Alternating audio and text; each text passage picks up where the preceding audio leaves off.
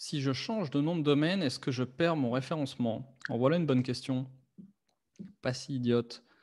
Alors, je vais essayer de vous partager mon écran cette fois, parce que la dernière fois, ça n'a pas enregistré.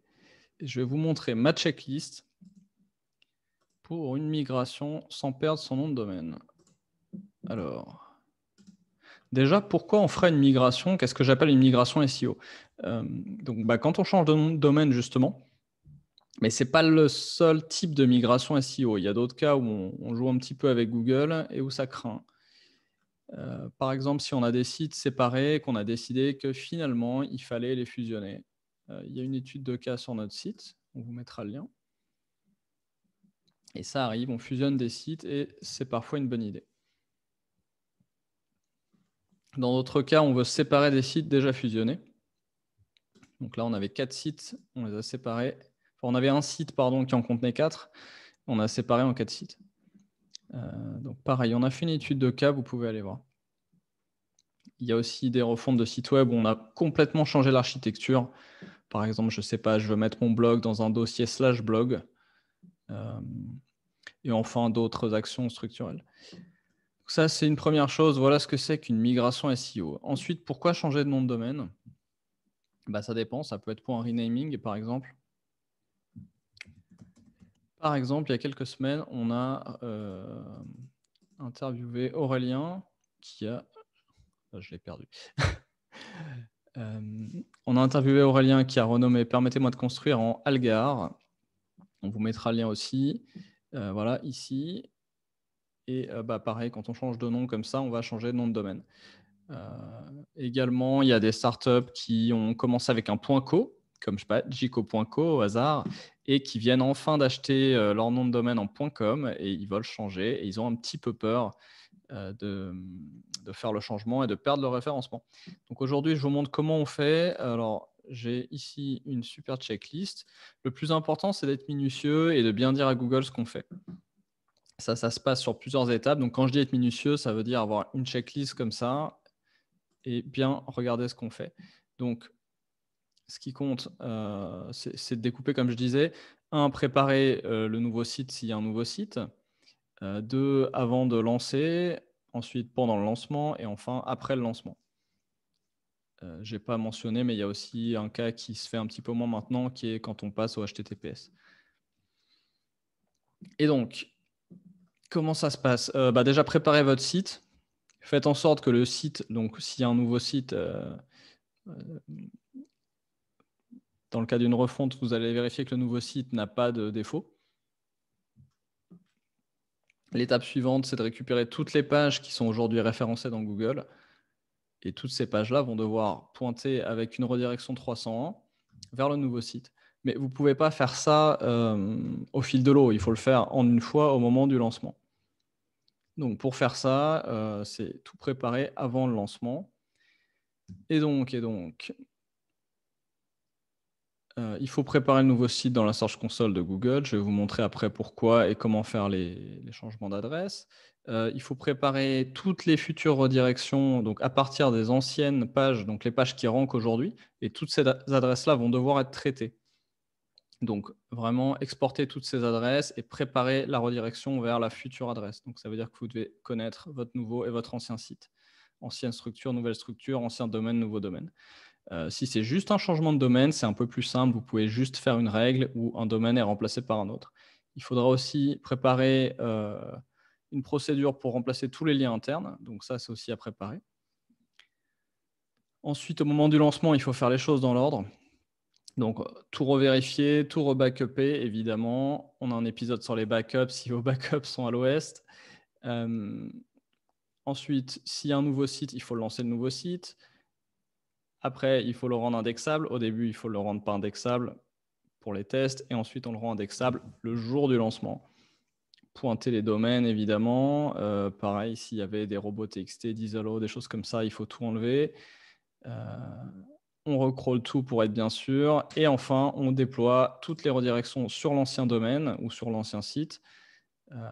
Donc ça, c'est un fichier de 301, de redirection 301 que vous aurez donc minutieusement préparé avant. Donc le jour J, ce que vous allez faire, c'est pas lancer le site, c'est déployer les redirections vers le nouveau site et rendre le nouveau site indexable. Et après le lancement, surtout, il faut de nouveau tout vérifier, donc vérifier toutes les anciennes URL, vérifier qu'elles sont accessibles. Je vous recommande même de faire un petit peu à la main sur les top 10 URL, par exemple, ou top 20 ou plus. Et enfin, pendant les jours et les semaines suivantes, vous allez aller sur votre Search Console, ici, et vous allez regarder comment ça se passe. Donc ici, on voit qu'on part de 0 et le trafic monte, monte, monte. Et puis chaque semaine, je vais regarder est-ce que j'arrive au trafic que j'avais avant la migration.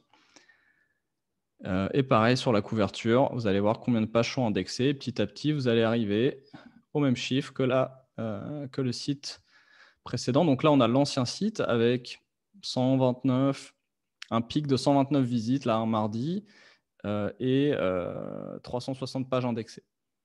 Donc je vais ici sur mon nouveau site toutes les semaines et je regarde si ça monte. Voilà, 167 pages, donc c'est même mieux que l'ancien pic, donc c'est parfait. Et 292 pages indexées, on s'approche de l'ancien chiffre. Donc là, on a une migration qui se passe bien.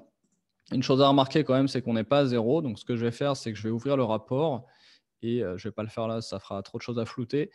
Et on va regarder les pages qui continuent à recevoir du trafic. On va cliquer dessus, on va les ouvrir et voir si elles ne sont pas redirigées. Et là, en l'occurrence, c'est le cas. J'ai des pages 300, des PDF qui n'ont pas de redirection 300. Et donc, on va aller corriger ça pour finaliser la migration. Idem là pour les 88 pages restantes. Si elles restent encore quelques semaines, ou même là, dès maintenant, on peut commencer à aller voir ce que c'est. Et donc, voilà pour la partie suivie.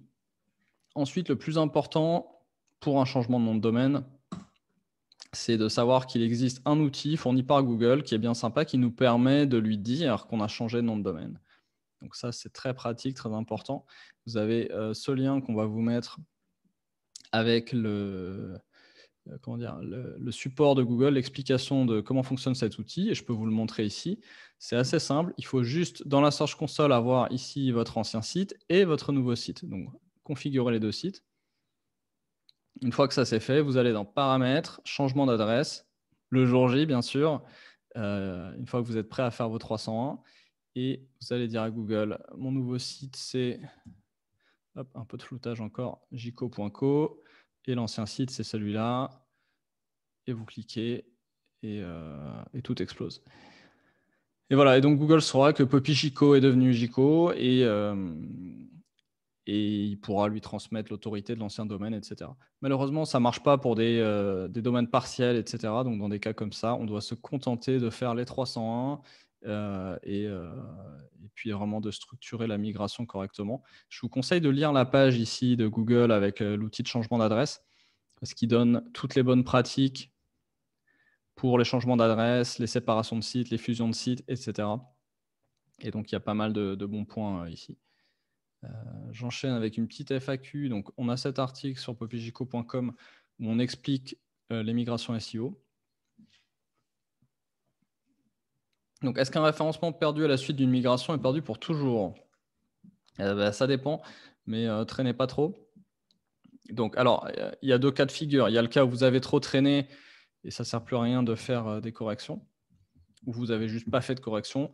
Parfois, ça remonte tranquillement. Ça peut prendre 6 mois, ça peut prendre 1 an. Parfois, on n'arrive jamais au même niveau. Et parfois, ça remonte. Mais comme les concurrents ont fait des progrès dans le même temps, vous n'arrivez pas à reprendre vos parts de trafic que vous aviez avant. Donc, clairement, ça peut être une énorme perte de temps d'un point de vue business, baisse de chiffre d'affaires, baisse de lead, etc. Pareil, quand on change de nom de domaine, est-ce que c'est pour toujours? C'est quoi ça? Ouais, franchement, si on ne prépare pas, parce que le problème, c'est que vous allez perdre tous vos backlinks, etc., et votre autorité. Donc, si vous n'utilisez pas cet outil ici de changement d'adresse, c'est possible que Google ne fasse pas le lien entre l'ancien site et le nouveau site et ne transmette pas l'autorité. Et plus l'ancien site avait beaucoup d'autorité et plus le nouveau domaine est tout frais, plus il y a de risques que ça ne se rattrape jamais. Donc, c'est quand même pas très compliqué à faire. Si on est minutieux, qu'on a les bons outils, qu'on l'a déjà fait, et qu'on utilise l'outil de changement d'adresse, qu'on respecte les bonnes pratiques, il n'y a pas de raison que ça se passe mal, il faut juste être attentif. Voilà, bah, c'est tout. C'était une question assez simple. J'espère que ça vous a été utile et c'était la deuxième fois que je le faisais vu que la première fois, le partage d'écran n'a pas marché. Donc plus j'en fais, moins je suis rodé, comme vous avez pu le voir. Alors, je cherche des invités pour, compléter Joselito qui est pas toujours dispo, donc rejoignez-moi. Vous verrez, je suis plus à l'aise en conversation qu'en solo. Ciao.